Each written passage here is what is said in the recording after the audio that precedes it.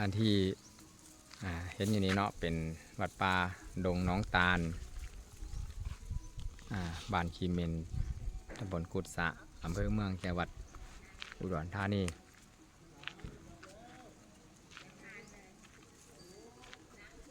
ก็อย่าลืมวันที่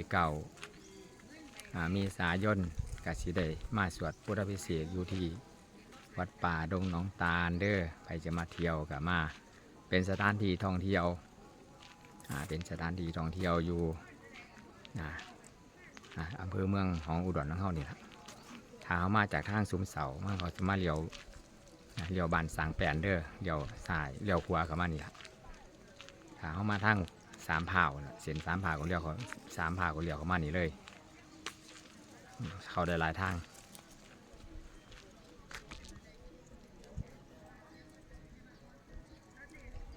วันที่9